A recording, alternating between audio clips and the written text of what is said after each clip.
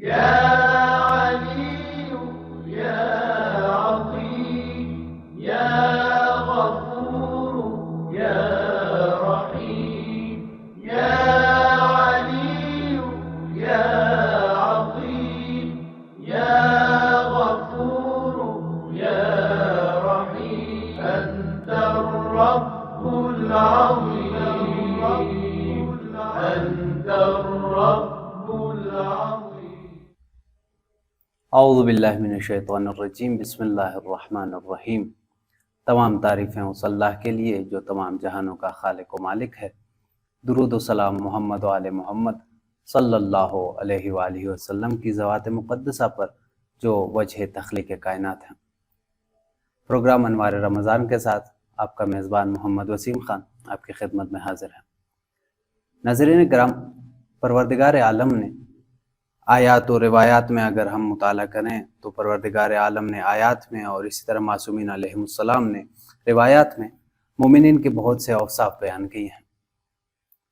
یہ اوصاف بعض اوقات عبادت کے لحاظ سے ان کا ذکر ہوا ہے، عبادت کے لحاظ سے اس کا تذکرہ ہوا ہے، تو بعض اوقات دیکھا جا سکتا ہے کہ بہت سے جنبی موارد بھی ذکر ہوئے ہیں مومنین کے اوصاف کو بیان کرنے کے لیے۔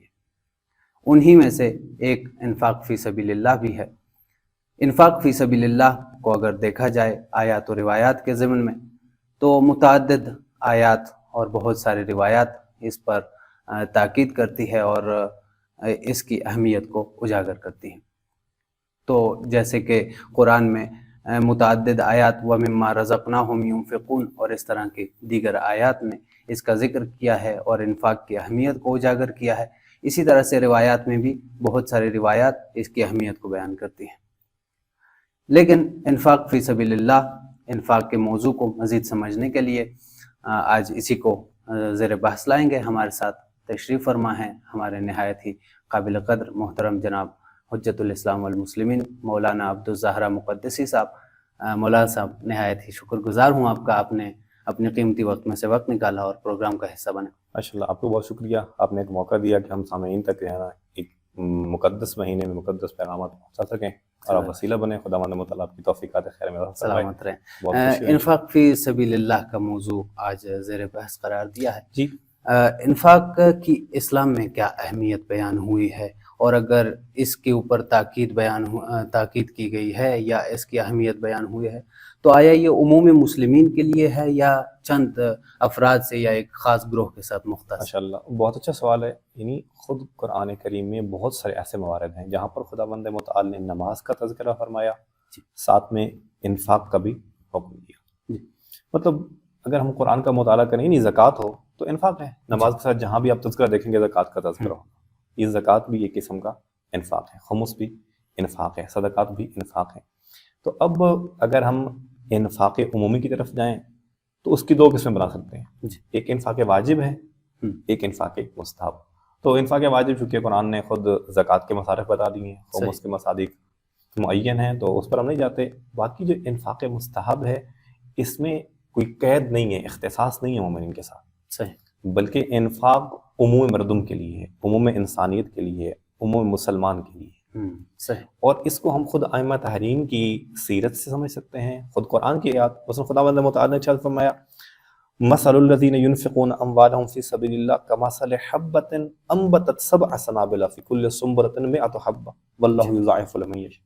یعنی یہاں پر کوئی مومنین کی قید خداوند متعال نے نہیں لگائی، بلکہ فرمایا جو بھی خدا کی راہ میں انفاق کرتا ہے، خرچ کرتا ہے، تو وہ کیا ہے، وہ اس دانے کی طرح ہے، وہ انفاق کر رہا ہے جس طرح ایک بندہ ایک دانے کا بیج بو رہا ہے کہ پھر وہ ہر دانے سے 7 خوشے نکلتے ہیں اور پھر ہر خوشے پر 100 گندم کے اور دانے ہوتے ہیں۔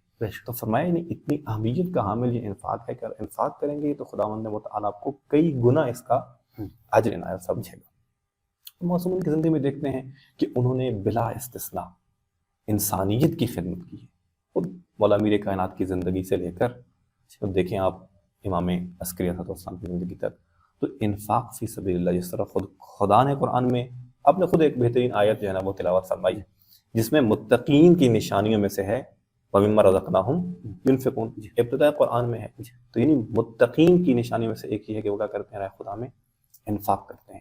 تو تو انفاق کریں مصالح مسلمین پر، انسانی مسالے پر، اور اس کا بہترین جو طریقہ کار ہے وہ ماہ مبارک میں انسان اس کے قریب ہو سکتا ہے. یعنی اس میں دیکھیں اب جو بھی خدا کی عبادت کر رہا ہے، جو بھی روزہ دار ہے، اگر آپ سمجھ رہے ہیں کہ واقعاً اس حالت میں، روزے کی حالت میں ہمیں اس کی مدد کرنی چاہیے، افطار کا مسئلہ ہے، صحت کا مسئلہ ہے، جس طرح کہ ہمارے ممالک میں جو ہے نا غربت کی سطح ہے وہ کافی حد تک بڑھ چکی ہے، تو اس میں بہترین انفاق یہ ہے کہ ہم مومنین کے افطار کا، مسلمین کے افطار کا پروگرام بنائیں.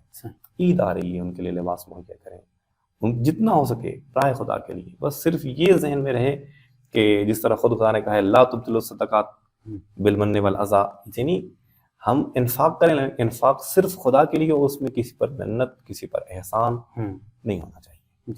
جزاک اللہ. نہایت خوبصورت انداز میں آپ نے بیان فرمایا کہ یہ مخصوص نہیں ہے ایک گروہ کے ساتھ بلکہ عمومی مسلمین کے لیے ہے. نہایت ہی اچھے انداز میں آپ نے بیان فرمایا.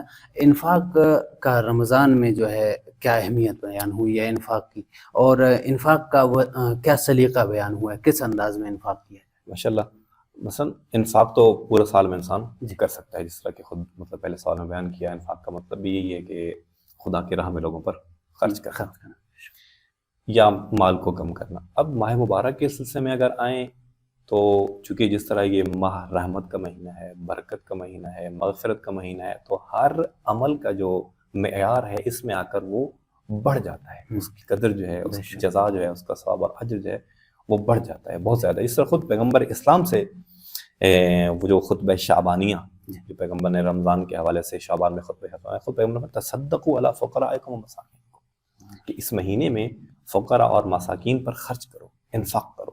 اور پھر ایک اور حدیث میں ارشاد فرمایا اسی خطبے میں جو خطبہ شعبانیہ پیغمبر نے ارشاد فرمایا یا ایھا الناس من افطر منکم صائما مؤمنا فی ھذا الشہر کان لہ بذلک عند اللہ عتق رقبہ، کہ جو بھی اس ماہ مبارک میں انفاق کرتے ہوئے مومنین کو افطار کروائے گا تو اس افطاری کا ثواب خداوند متعال سے ایک غلام آزاد کرنے جتنا عطا فرمائے. اور پھر فرمایا وَمَغْفِرَةٌ لِمَا مَضَىٰ مِن ذُنُوبِهِ، نہ صرف یہ کہ ثواب اس کا ایک غلام آزاد کرنے کے برابر ہے، بلکہ فرمایا کہ جتنے اس کے گناہ ہوں گے خدا اس انفاق کے بدلے میں اس کے تمام گزشتہ گناہ اللہ معاف فرما دے. تو پوچھنے والے نے پوچھا کہ لگا رسول اللہ کہ اے پیغمبر خدا، سب تو اس چیز پر قادر نہیں ہے، اب تمام مومنین، تمام مسلمین تو اس پر قادر نہیں ہیں کہ وہ لوگوں کے لیے افطار کا اہتمام کریں.